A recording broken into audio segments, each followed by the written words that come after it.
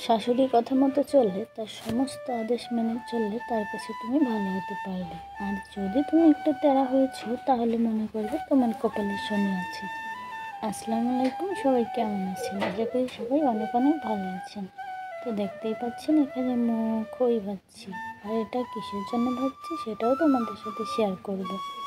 তো আমার ছোটো ননদের ছেলের জন্যতে পাতনা।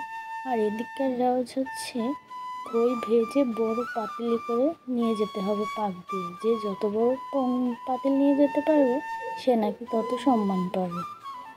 এটা আগেকার মা চাষিদের কথা ছিল, অবশ্য আমি জানি না। তো শাশুড়ি বলেছে সে বড় একটা খই পাতিল নেবে। তো এই কারণে দেখুন এখানে আমরা খই ভাজছি। তো এদিকে এইরকম করেই খই ভাজে, তো আমাদের এদিকে অন্যরকম করে খই ভাজে। তো যেখানে যে পরিবেশ সেই পরিবেশেই চলতে হবে। তো দেখুন এখানে খই ভাজা হয়ে গেছে প্রায়। তো একে একে আমি সমস্ত খইগুলো ভেজে নিচ্ছি। এক হাত দিয়ে দিচ্ছি আর এক হাত দিয়ে নেড়ে চেড়ে অমনি নামিয়ে ফেলছি। আর ছোটো ননদ বলে কথা, সে যা বলবে তাই তো করতে হবে, তাই না? শাশুড়ির কথা না শুনলে শাশুড়ির মন খারাপ হয়ে যাবে। সে কারণেই আমরা শাশুড়ির কথাই শুনি।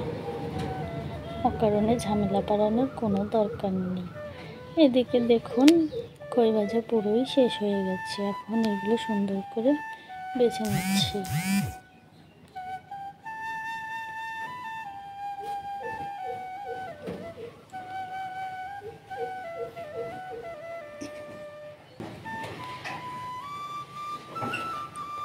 আমি সমস্ত খইগুলো ভালো করে বেছে নিয়ে নেড়ে চেড়ে নিচ্ছি। আর এদিকে শাশুড়ি আম্মা গুড়ের পাক উঠাচ্ছে খইয়ের ভিতরে দেবে বলে।